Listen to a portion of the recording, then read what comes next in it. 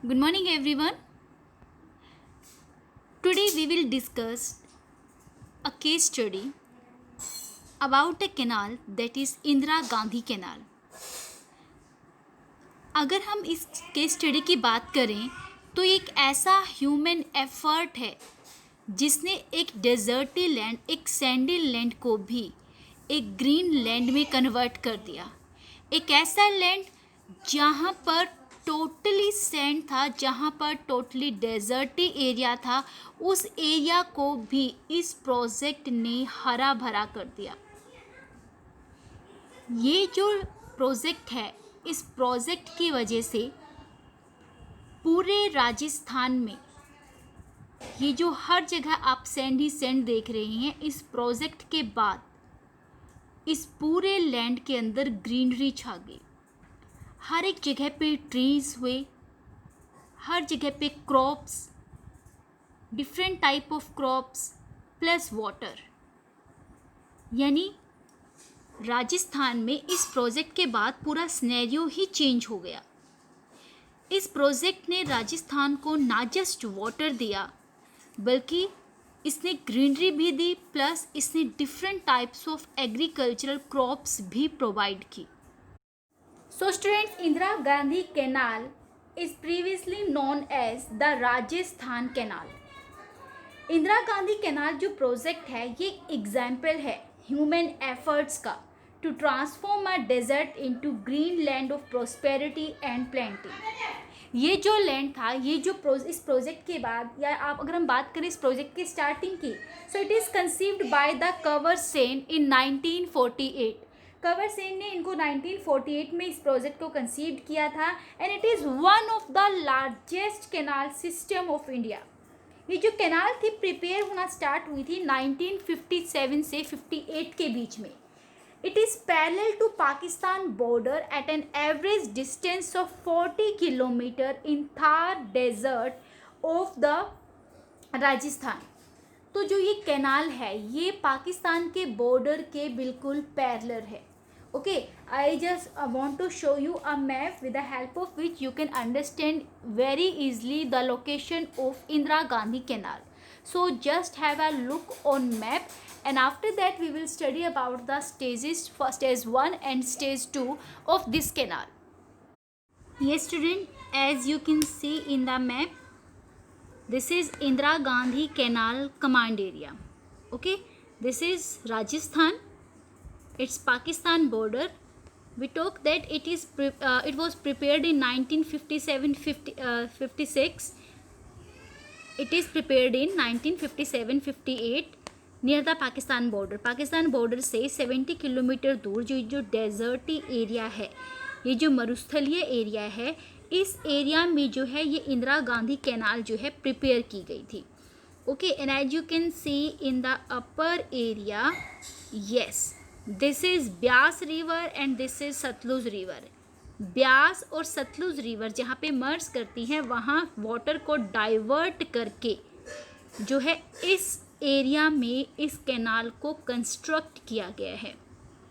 As you can see here, देखिए main हमारा जो है यही वाला एरिया है और हमारे बोर्ड एग्ज़ाम में यहाँ से क्वेश्चन आते हैं। ये आपका 5 मार्क का क्वेश्चन आता है।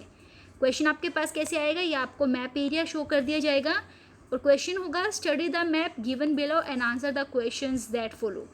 We will discuss this map in meanwhile and in the last of this video.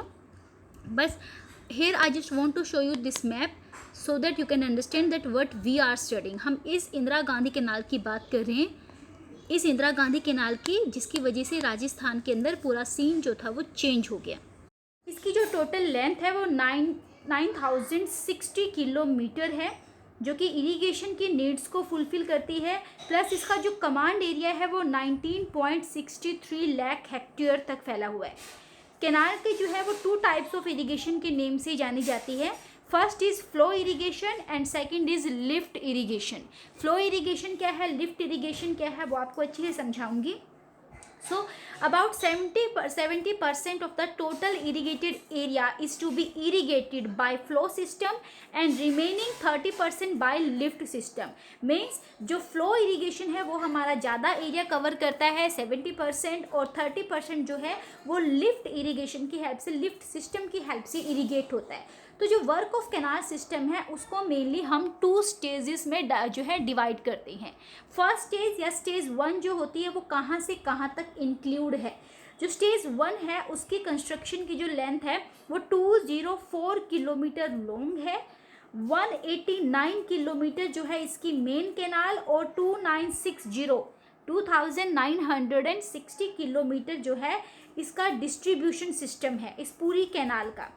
जो कमांड एरिया है स्टेज 1 में ये कहाँ से कहाँ तक है, गंगानगर, हनुमानगढ़ और नॉर्थ में जो बीकानेर डिस्ट्रिक्ट है. Okay, I repeat, Ganganagar, after that Hanumangarh and Bikaner district.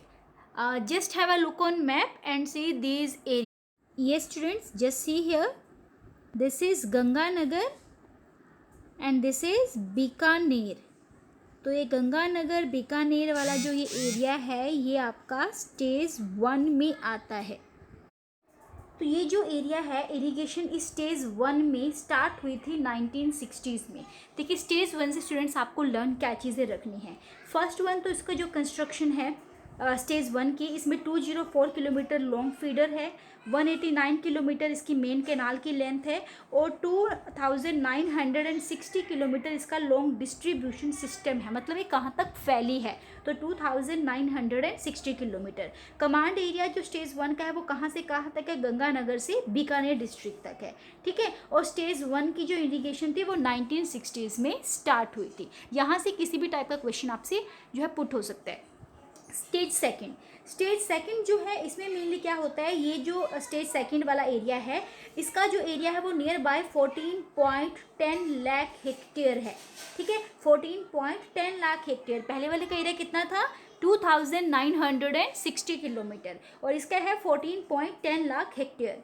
इसमें जो एरियाज़ हैं mainly Bikaner, Jaisalmer, Barmer, Jodhpur, Nagpur and Churu district of Rajasthan, यानी बाकी जितनी भी बचे.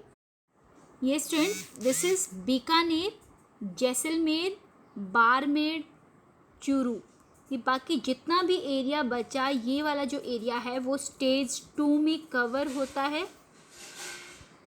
ये जो एरिया है ये बहुत ज़्यादा हॉट डेजर्ट वाला एरिया है जहाँ पे मेनली जो सैंड ड्यून्स होते हैं, सैंड ड्यून्स मीन्स जो रेत के टील है, ये जो सैंड ड्यून्स है वो शिफ्ट होते रहते हैं. और यहाँ पर जो टेम्परेचर है समर में नियर बाय 50 डिग्री सेल्सियस तक यहाँ का टेम्परेचर हो जाता है.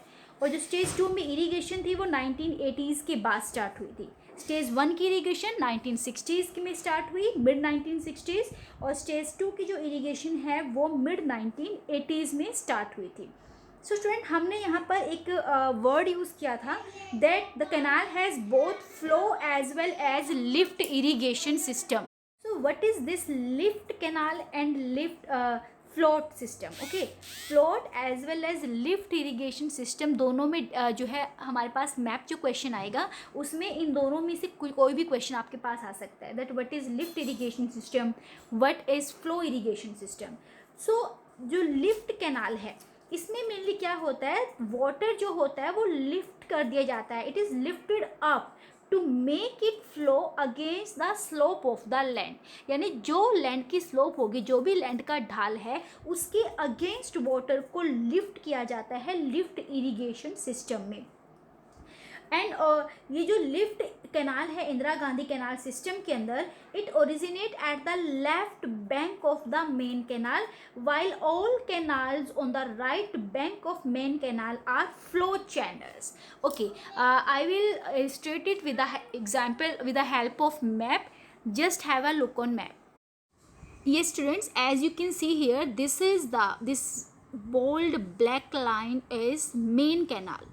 ओके, तो लिफ्ट कैनाल सिस्टम क्या होता है, इस मेन कैनाल से वाटर को जब ऊपर अपलिफ्ट किया जाता है इन एरियाज़ में तो वो लिफ्ट कैनाल इरिगेशन सिस्टम होता है.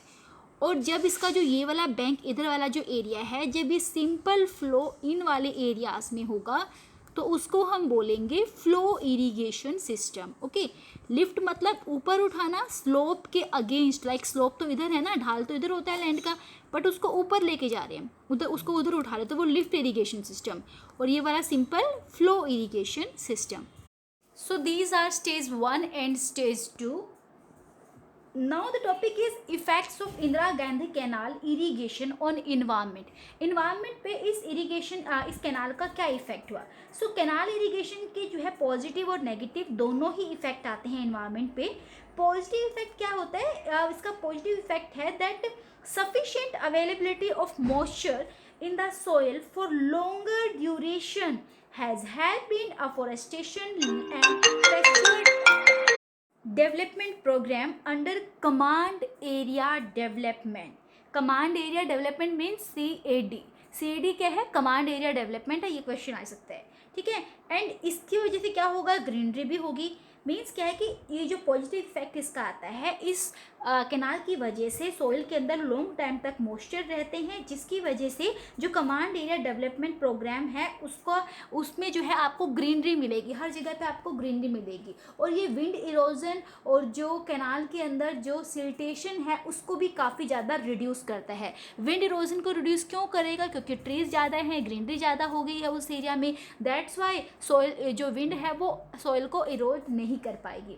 जो नेगेटिव साइड अगर हम इसकी बात करें तो intensive irrigation and excessive use of water has led to the emergence of twin environmental problems of water logging and soil salinity.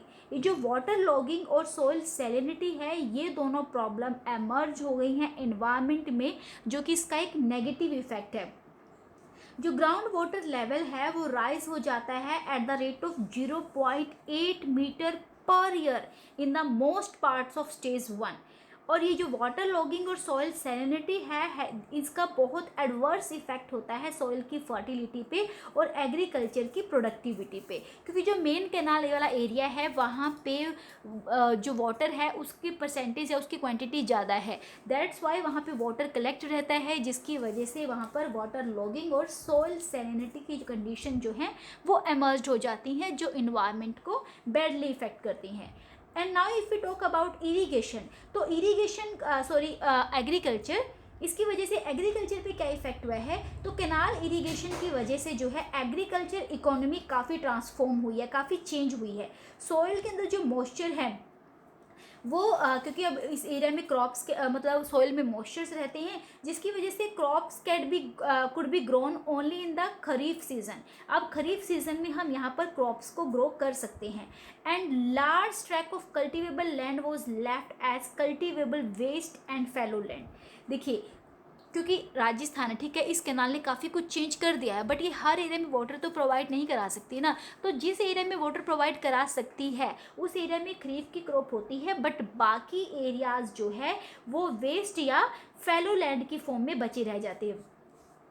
अब इसकी वजह से जो नेट शोन एरिया है और जो area shown more than once वाला जो एरिया है वो भी बढ़ा है, जो क्रॉप एरिया है वो भी इंक्रीज हुआ है।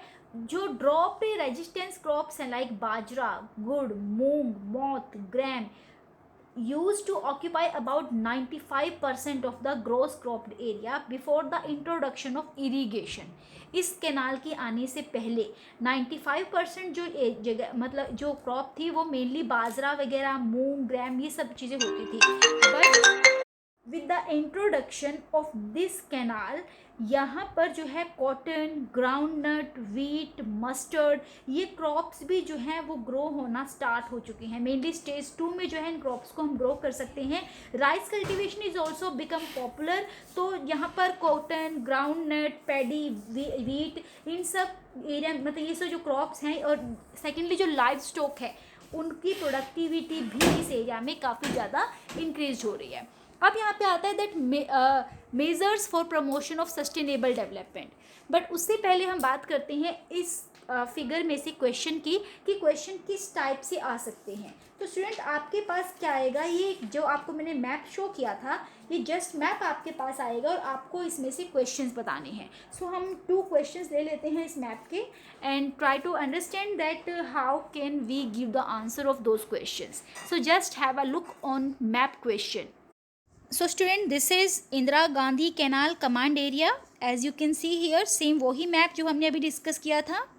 ये ऊपर से रावी और व्यास और सतलुज रिवर है, ये मेन कैनाल है राजस्थान, और यहाँ पे कुछ एरियाज शो किए हुए हैं, कुछ के ऊपर A B राइट डाउन है। Okay, command area, under flow, under lift, ठीक है, ये सारा कुछ दिया हुआ है यहाँ पे। अब क्वेश्चन कैसे आएगा, क्वेश्चन आपके पास आता है study the given map of Indira Gandhi canal command area and answer the following questions. Right the correct names of city A and B marked in the map. A और B जहाँ पे मार्क्ड है, A and this is B, तो A जो है वो कौन सी city, यहाँ पे कौन सा एरिया है, और B कौन सा है, तो यहाँ पे कौन सा एरिया था हमारा, Churu, and this one B is Jaisalmer. Okay, तो आपको इनके एरिया के जैसे ये वाला जो है ये लोनकसार है, बीकानेर है, यहाँ पे बाड़मेर है, ये आपको अच्छे से इनको अच्छे से अंडरस्टैंड करना है सो दैट आप किसी भी क्वेश्चन का आंसर दे सके। तो A is Churu and B is Jaisalmer. Next question, on which side of the canal is the irrigated area larger. कौन सी कैनाल वाली साइड जो है ज़्यादा लार्जर एरिया इरीगेट किया जाता है। So as you can see in the map, look at here, this is command area. Stage 1 में देखिए अंडर फ्लो और अंडर लिफ्ट में कौन सा एरिया आता है, ये रहा this one and this one, और स्टेज 2 में under flow and under lift, ये complete and this one. Okay, तो ज़्यादा एरिया कौन सा है जो इरीगेट हो रहा है, ये वाला स्टेज 2 में। So our answer is stage 2, आपको आंसर इसी मैप में से मिलेंगे। Third question is what is the main reason for larger irrigated area on this side of the canal. इस साइड ऑफ ये जो कैनाल है यहाँ पर ज़्यादा एरिया क्यों इरीगेट किया जाता है, क्योंकि यहाँ पर क्या है, फ्लो में इरीगेशन होता है, फ्लो इरीगेशन सिस्टम। यहाँ पे क्या होता है, स्लोप के एक तरह से स्लोप के अगेंस्ट जो लैंड की स्लोप होती है उससे लिफ्ट करा के हम इरीगेशन करते हैं, बट यहाँ पे हम फ्लो में करते हैं, दैट्स वाई यहाँ पर इरीगेशन एरिया ज़्यादा है। So these are 3 questions. Now we discuss about next question. Again आपके पास सेम मैप है बट क्वेश्चन आपके पास डिफरेंट हो जाएंगे। Question is name 2 types of irrigated area as shown on the right and left of the canal both in stage 1 and 2।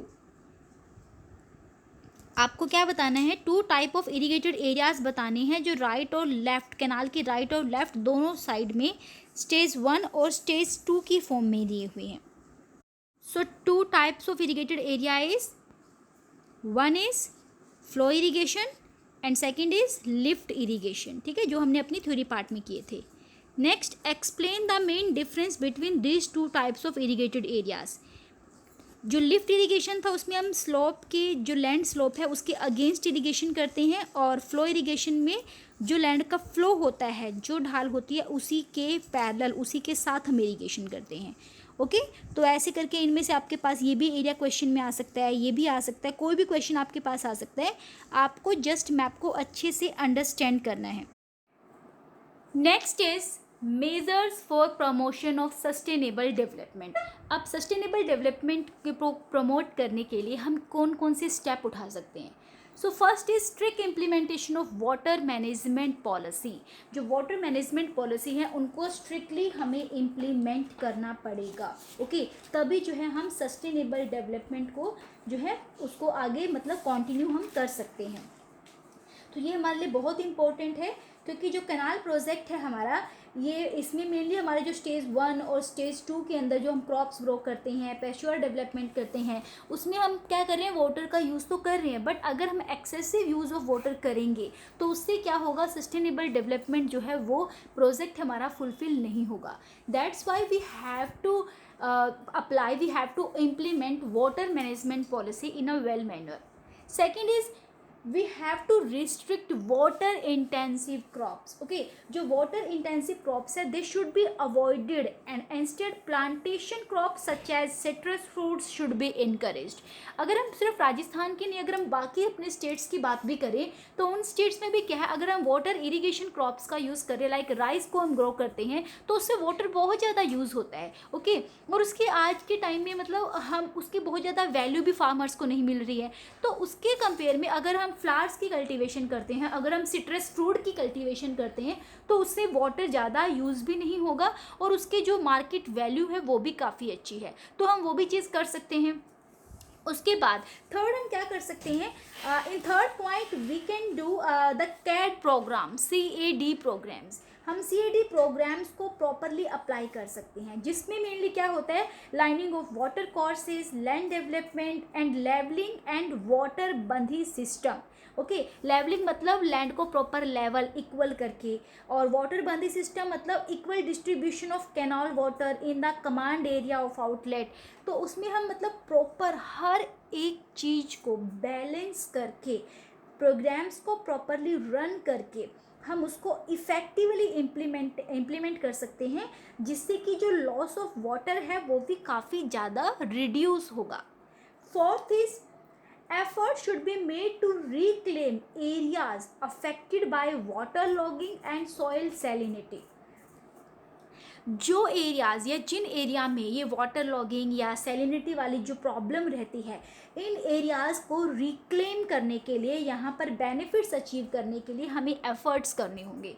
Okay, and along with that हम afforestation कर सकते हैं, growing of trees, shelter belt plantation कर सकते हैं. Shelter belt plantation means क्योंकि राजस्थान है, डेजर्टी area है, तो वहाँ पे मेनली विंड तो चलती रहती है, जिससे हमारे सॉइल का इरोजन भी होता है. तो उससे बचने के लिए हम क्या कर सकते हैं, शेल्टर बेल्ट प्लांटेशन कर सकते हैं. एक ही क्यू में ट्रीज़ को ग्रो करके हम वाटर के लिए एक विंड के लिए हम एक ऑब्स्टेकल क्रिएट कर सकते हैं, जिससे कि वो फर्टाइल सॉइल को इरोड नहीं कर पाएगी, जिससे हमारी क्रॉप्स भी प्रोटेक्ट रहेंगे प्लस हमारी सॉइल की फर्टिलिटी भी मेंटेन रहेगी.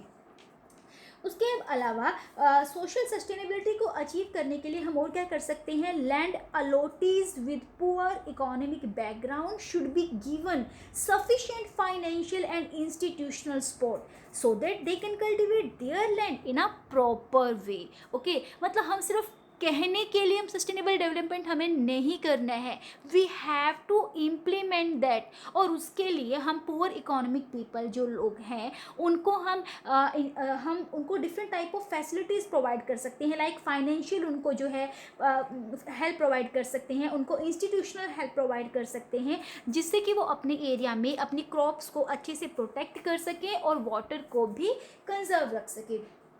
और इसके अलावा जो अदर सेक्टर ऑफ इकोनॉमी है, like agriculture, animal husbandry and allied activities मतलब जो एग्रीकल्चर और ये एनिमल हस्बेंड्री से रिलेटेड जितनी भी दूसरी एक्टिविटीज़ हैं, this should be encouraged for attaining economic sustainability. उनको भी हमें बढ़ावा देना चाहिए. And this shall lead to diversification of economic base and establishment of functional linkages between basic villages, agro service centers and market center. And of course it should be, क्योंकि जब हम functional link establish करेंगे village के बीच में, agriculture services के बीच में और मार्केट सेंटर्स के बीच में, तो डेफिनेटली हर एक सेक्टर जो होगा वो ग्रो अप होगा और हर सेक्टर की जो इकोनॉमी है वो इम्प्रूव होगी.